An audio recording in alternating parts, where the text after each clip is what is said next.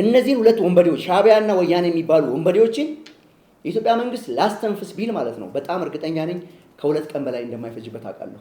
ሁለት ቀን ብቻ የሻዕቢያ ነጋዴዎች መጥተው መርካቶ ዕቃ ገዝተው አስጪነው ሲሄዱ አንተ መርካቶ ላይ ቁጭ ብለህ ጥርስን የምትፍቅ ከሆነ እንግዲህ መንግስት አምጥቶ ለአንተ ጥርስክ ላይ የወርቅ ጥርስ አይተክልልህም። ይህን የዛገ ጥርስ ነቅሎ ማለት ነው። የኢትዮጵያ ተሽከርካሪዎች የኢትዮጵያ ሸቀጣሸቀጦች ናቸው የተሸጡ ያሉት። አስመራ ብትሄድ ከረም ብትሄድ ጠቅላላ የኢትዮጵያ ምርቶች ናቸው። ይሁን እንጂ እጅግ በርካታ ትራኮች በርካታ ተሽከርካሪዎች አስመራ ገብተዋል። ምንም የማንክደው ነገር ነው። እኔ መረጃ ስላለኝ ነው፣ በቂ መረጃ ስላለኝ ነው። ፖለቲካው ቁማር እንዳለ ሆኖ አሁን ደግሞ የኢኮኖሚ ቁማር በከፍተኛ ሁኔታ ተጀምሯል። ትላንትናም ወንበዴ በነበሩ ጊዜ ዛሬም ነገም ሁሌም ሊስማሙ የሚችሉት እነሱ ኢትዮጵያን በማፍረስ ላይ የተመሰረተ ዓላማቸው ብቻ ነው የሚያስማማቸው። ወያኔና ሻዕቢያ ምንም ታክስ ሳይከፍል ሳይደክም በመርከብ ሳያጓጉዝ በትራክ ሳያጓጉዝ ቀጥታ ከአዲስ አበባ የተጫነ ለሻዕቢያ የተሰጠ ነው ያለው። በማን አማካይነት ካልክ በወያኔ አማካይነት። በዓለም ላይ አሉ ከሚባሉ ቡና ከሚያቀርቡ ቡናን ኤክስፖርት ከሚያደርጉ ሀገራት መካከል አንደኛ፣ ሁለተኛ፣ ሶስተኛ ከሚባሉት ተርታ ውስጥ ገብቶ ነበር ሻዕቢያ። አንድ ሽግኝ የሌለው ዛሬም ያንን ጨዋታ መድገም ይፈልጋሉ። ስለዚህ ኢትዮጵያውያን በጣም ነቅተን የሀገራችንን ጉዳይ መከታተል አለብን። ኢትዮጵያውያን አይደለንም እኛ የአባቶቻችን ልጆች አይደለንም? ለሀገራችን ለምንድን ነው ማንቆረቆረው? ሰላም ጤና ይስጥልኝ። በመላው ዓለም የምትገኙ የኢቲ ቮይስ ቤተሰቦች እንደምን አላችሁ? የኢትዮጵያ ድምፅ ተጀምሯል። ክቡራትና ክቡራን ኢትዮጵያውያን ከዚህ በፊት የነበረኝ ቻናል እንግዲህ በወንበዴዎችና በአንዳንድ ጸረ ኢትዮጵያ ኃይሎች አማካኝነት እንዲዘጋብኝ ተደርጓል ላልተወሰነ ጊዜ። ይህ የኢትዮጵያ ድምፅ የተሰኘው ኢቲ ቮይስ አዲስ ቻናል ነው ማለት ነው። ስለዚህ ኢትዮጵያውያን በተቻላችሁ መጠን ይሄንን ቻናል ያኛው እስከሚመለስልኝ ድረስ ሰብስክራይብ ብታደርጉ ደስ ይለኛል። ለወዳጅ ዘመዶቻችሁም ሼር ብታደርጉ እና ሀሳብ አስተያየታችሁንም ብጽፉ ደስ ይለኛል። ሁሉም ነገር መልካም ይሆናል በጣም እርግጠኛ ነኝ።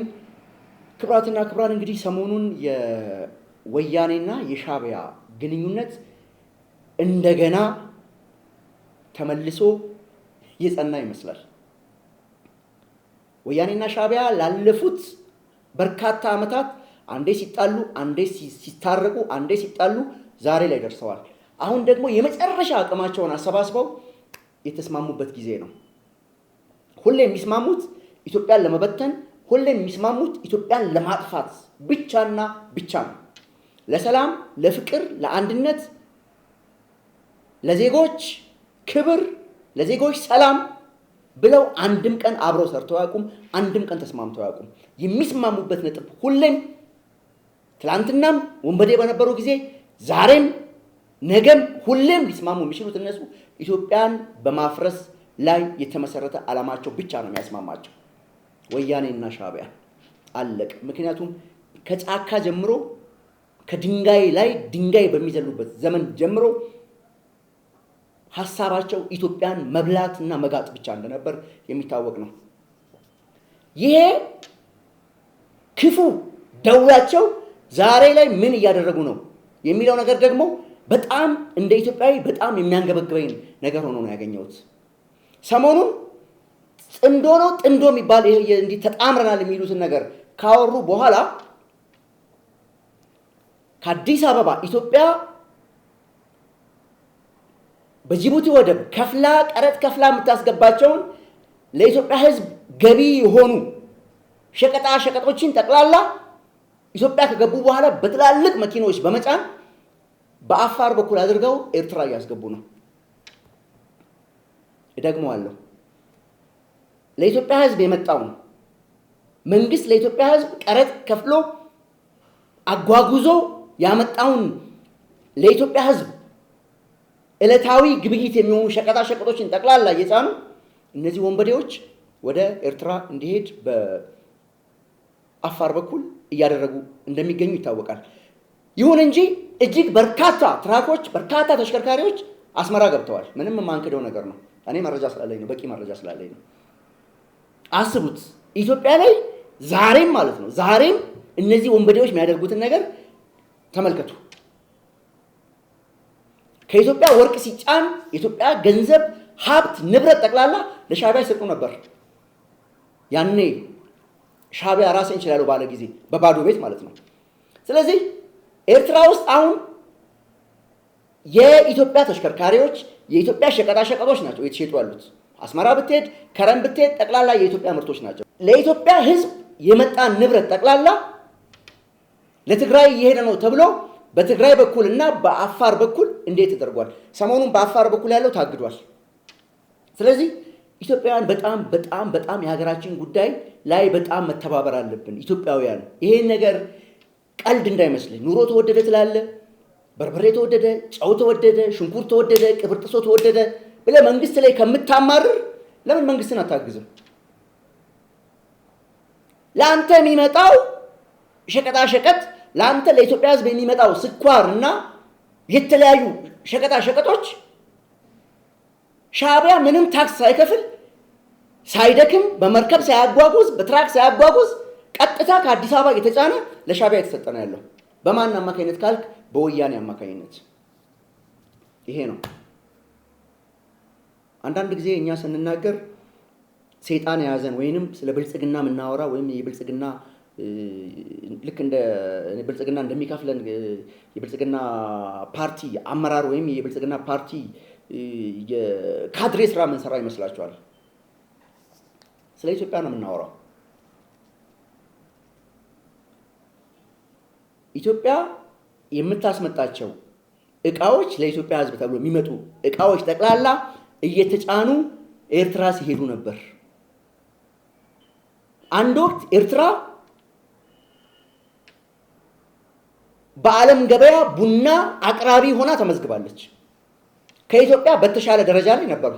አንድ እግር ቡና አንድ ችግኝ የሌለው ሀገር ኤርትራ በኢትዮጵያ ቡናን ኤክስፖርት በማድረግ በዓለም ላይ አሉ ከሚባሉ ቡና ላኪ ሀገሮች ተርታ ነበሩ። ያን የነመለስ ጊዜ ሳይጋጩ በፊት ከነመለስ ጋር። ስለዚህ የፖለቲካው ቁማር እንዳለ ሆኖ አሁን ደግሞ የኢኮኖሚ ቁማር በከፍተኛ ሁኔታ ተጀምሯል። በከፍተኛ ሁኔታ ማለት ነው። ስለዚህ ኢትዮጵያውያን ሀገራችን ላይ የሚሰራው ውንብድና፣ ሀገራችን ላይ የሚሰራውን ተንኮል ለምንድን ነው ከመንግስት ጋር በመተባበር የማናስቆመው? ለምንድን ነው የማናስቆመው? ለምንድን ነው ማታስቆሙት? እነዚህ ወንበዴዎች እድሜ ልክ ከተንኮል፣ እድሜ ልክ ከመስረቅ፣ እድሜ ልክ ኢትዮጵያን ከመዝረፍ እስካሉ ድረስ ወደ ኋላ ይሉ። ስለዚህ እኔ እነዚህን ሁለት ወንበዴዎች ሻቢያና ወያኔ የሚባሉ ወንበዴዎችን የኢትዮጵያ መንግስት ላስተንፍስ ቢል ማለት ነው በጣም እርግጠኛ ነኝ ከሁለት ቀን በላይ እንደማይፈጅበት አውቃለሁ። ሁለት ቀን ብቻ፣ ሁለት ቀን ነው ለኢትዮጵያ መንግስት የሚፈጅበት። ስለማቅ ነው ኢትዮጵያ መከላከያ ሰራዊትን አቅምና ጉልበት ስለማይ በደንብ አድርጌ ያውቃለሁ። ሁለት ቀን ብቻ ነው ለወያኔና ለሻቢያ ለሰርጋቸው ሁለት ቀን ብቻ ይፈጅበታል የኢትዮጵያ መከላከያ ሰራዊት። ይሄን አውቃለሁ። መንግስት እንግዲህ ዝም ያለበት ምክንያት ቢኖረው ነው። በቂ ምክንያት አለው የኢትዮጵያ መንግስት። ከኛ ምን ይጠብቃል ነው? ከመርካቶ ሲጫን የሻቢያ ነጋዴዎች መጥተው መርካቶ ዕቃ ገዝተው አስጭነው ሲሄዱ አንተ መርካቶ ላይ ቁጭ ብለህ ጥርስህን የምትፍቅ ከሆነ እንግዲህ መንግስት አምጥቶ ለአንተ ጥርስክ ላይ የወርቅ ጥርስ አይተክልልህም። ይህን የዛገ ጥርስ ነቅሎ ማለት ነው። ራስክ ነህ ሁሉን ነገር ሉዝ እያደረግና እያጣክ ያለው። ስለዚህ ለምንድን ነው ሪፖርት የማታደርጉት ለመንግስት? አካባቢያችሁ ላይ ላሉ ጸጥታ ኃይሎች ታውቁታላችሁ። በተለይ መርካቶ አካባቢ ይሄ አስመጪና ላኪዎቹ ይሄ ሎዲንግ አንሎዲንግ የምትሰሩ ሰዎች ምናምን የት እንደሚሄድ እቃው ለማን እንደሚጫን በምን አይነት ሲስተም እንደሚጓጓዝ ታውቃላችሁ። ለምን ሪፖርት አታደርጉም ለመንግስት? መንግስት እንዲያደርገ ብለህ ከምትለፈልፍ ለአንተ የመጣው ንብረት እየተጫነ ለወንበዴ ሲጓጓዝ ለምን ዝም ብለህ ታያለህ? ሀገር መውደድ ማለት እኮ ዝም ብሎ ሀገሬ ኢትዮጵያ ወድሻለሁ እንደገና ደግሞ መንግስትን መተቸትና መንግስትን መሳደብ ብቻ አይደለም። ለመንግስት ምንድን ነው የረዳኸው? ለሀገሬ ምንድን ነው ያደረኩት ያለው ነገር በደንብ ማወቅ አለብን። እና ኢትዮጵያውያን ዘረፋውን ለማጧጧፍ ከፍተኛ አሻጥር ሰርተዋል። እንግዲህ ይሄን የሚያደርጉት ኢትዮጵያ ውስጥ የሚገቡትን ሸቀጦች ሙሉ በሙሉ ወደዛ በማዞር ሻቢያ እንዲጠቀምበት በማድረግ ኢትዮጵያ ውስጥ ሸቀጥ እንዲጠፋ፣ ስኳር እንዳይገኝ፣ ለህፃናት ወተት ከውጭ የሚመጡ ወተቶች እንዳይገኙ ከመድኃኒት ጀምሮ እንዳይገኝ ከዛ የኢትዮጵያ ህዝብ ፈንቅሎ ከተማውን ጠቅላላ በጥብጦ ትርምስ በትርምስ ውስጥ እንዲገባ በማቀድ ብቻ ነው። ዋናው ታርጌታቸው ይሄ ነው። የኢኮኖሚ አሻጥራቸው ይሄ ነው። እዚህ ሀገር የሚገባውን ስኳር ጠቅላላ ወደዛ ከወሰዱት ሰው ስኳር ከሌለው ማጉረምረሙ አይቀርም፣ ኡኡ ማለቱ አይቀርም፣ መጮሁ አይቀርም። እናቶች ለልጆቻቸው የታሸገ ወተት ማግኘት አለባቸው። ወተት ከሌለ እናቶች ይላሉ። ስለዚህ ሻዕቢያና ወያኔ በተጠና መልኩ እንደገና በጦርነት ያቃታቸውን ድል በእንደዚህ አይነት አሻጥር ለማሳካት ስራቸውን ጨርሰዋል። እኛ ኢትዮጵያውያን ግን ምን እየሰራን ነው? ምን ያህል ለመንግስት ለማገዝ እያንዳንዳችን ቁርጠኞች ነን? ምን ያህል ደግሞ እርስ በርስ ከመጓተት፣ እርስ በርስ ከመተቻቸት፣ እርስ በርስ ከመናናቅና ከምናምን ምን ያህልስ እየጸዳን ነው? ሀገር የምንለው እኮ ተራራውና ዛፉ አይደለም። እኔ ነኝ ሀገር፣ አንተ ነህ፣ አንቺ ነሽ፣ ሁላችን ሀገር የምንባባለው ይሄንን ነው አይደል እንዴ? እርስ በርስ መጓተት፣ አንዱ አንዱን መሳደብ፣ አንዱ አንዱን መተቸት፣ አንዱ አንዱን ምናምን ማድረግ፣ በቃ ይሄን ነገር ትተን ወደ አንድነታችን መምጣት አለብን። ወደ አንድነትህ ና፣ እመነኝ። ሊበታትኑን ሊከፋፍሉን ነው። ህዝቡ እንዲማረርና ጎዳና ላይ እንዲወጣ ነው የተደረገ ያለው ስራ። ስለዚህ ምን ያህሎቻችን ነቅተን ለመንግስት ድጋፍ እናደርጋለን? የኢትዮጵያ መንግስት ለእኔ ኮካኮላ ጋብዞኝ አያውቅም። ብልጽግና ፓርቲ ሌላውን ተውት፣ በቃ አንድ ሻይ ጠጥቼ አላውቅም። ግን ኢትዮጵያ መቀጠል አለባት። ኢትዮጵያ መቀጠል ስላለባት ብልጽግና ፓርቲ ደግፋለሁ። ከሌለኝ ነገር አውጥቼ ደግፋለሁ ብልጽግና ፓርቲ። ለምን ካልከኝ ብቸኛው አሁን ኢትዮጵያ በብልጽግና ፓርቲ እጅ ላይ ነው ያለችው በምድር ላይ። ስለዚህ ብልጽግና ፓርቲ ደግፋለሁ። እኛ ምን እያደረግን ነው? የኢትዮጵያ ታሪካዊ ጠላቶች በእኛ ላይ ይህን ያህል ቁማር ሲጫወቱ እኛ ለጠላቶቻችን የምንተባበርበት ምንድን ነው ምክንያቱ? እያየክ እንዳላየ የምትሆነው የሀገር ሀብት ሲዘረፍ ቆመክ የምትስቀው እንደው ትንሽ አይቆጫችሁም? አያንገበግባችሁም? በእነዚህ እድሜ ልካቸውን ከድንጋይ ወደ ድንጋይ ከጫካ ወደ ጫካ በሚዘሉ ወንበዴዎች ስንበለጥና አድቫንቴጅ ሲያዝብን አያናድዳችሁም? ኢትዮጵያውያን አይደለንም? እኛ የአባቶቻችን ልጆች አይደለንም? ለሀገራችን ለምንድን ነው ማንቆረቆረው? በቃ ሀገራችን ካሁን በኋላ በሌቦች መዘረፍ የለባትም፣ መቀማት የለባትም። ስለዚህ አንድነታችንን ብናጠናክር ቆንጆ ነው። በላይ መንገሻን ባሰድበው የሚቀየር ነገር የለም። ለምን ትላልቅ ነገሮች ላይ አንሰራም? አብረን ትላልቅ ኢሹዎች፣ ትላልቅ አጀንዳዎች ላይ ለምን ትኩረት አናደርግም? እርስ በርስ መሰዳደብ እንትና እንዲሆነ አበበ እንደዛ እንትና እንደዚህ ብሎ ነበር። አያስጠላም? አይደብርም? በየቀኑ ኮተት አጀንዳ እያነሳ የምናወራው ነገር ለምን ትላልቅ ነገር ላይ አናወራ? ስለ ኢትዮጵያ ባህር በር ለምን አናወራ? ኢትዮጵያ ስላጣቻቸው ወደቦች ለምን አናወራ? ትላልቅ ኢሹዎች ለምን አንይዝም? ሁሉ ቀን ኮተት ነገር። እንደ ኢትዮጵያዊ በጣም አዝናለሁ። እውነቴን ነው የምነግራቸው። ለምን አንድ ሰው አይሰማኝም? አንድ ሰው ከሰማኝ በቂ ነው ለኔ። ይሄን ነው ማለት ነው ፈልገው። ስለዚህ መንግስት በአፋር በኩል የሚሄዱትን እንግዲህ እንዳስቆመ በቂ መረጃ አለኝ። ይህ በዚህ እንዳለ ግን ተጨማሪ ከዚህ ከተማ ሊወጡ የተዘጋጁ ሸቀጦችን በምን መልኩ መቆጣጠር ይቻላል የሚለውን ነገር መንግስትም የሰራ ነው። እያንዳንዱ ኢትዮጵያዊ ደግሞ ከመንግስት ጋር ሆኖ ለመንግስት ድጋፍ ማድረግ አለበት። ለአንተ የመጣ ስኳር ሻዕቢያ ሲወስደው፣ ለአንተ የመጣ ወተት ሻዕቢያ ሲወስደው አስበው።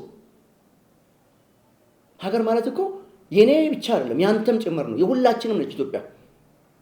በራሳችን ሀብት እኛ ባመጣ ነው፣ እኛ በደከምንበት፣ ኢትዮጵያ ዋጋ በከፈለችበት ሻዕቢያ ቁጭ ብሎ ስኳር ይቅማል።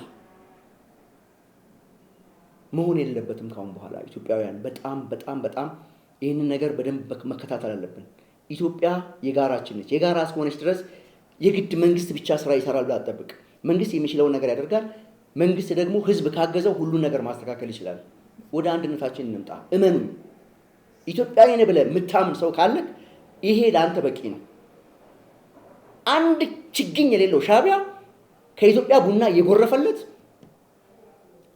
በዓለም ላይ አሉ ከሚባሉ ቡና ከሚያቀርቡ ቡናን ኤክስፖርት ከሚያደርጉ ሀገራት መካከል አንደኛ፣ ሁለተኛ፣ ሶስተኛ ከሚባሉት ተርታ ውስጥ ገብቶ ነበር ሻዕቢያ። አንድ ችግኝ የሌለው ዛሬም ያንን ጨዋታ መድገም ይፈልጋሉ። ስለዚህ ኢትዮጵያውያን በጣም ነቅተን የሀገራችንን ጉዳይ መከታተል አለብን።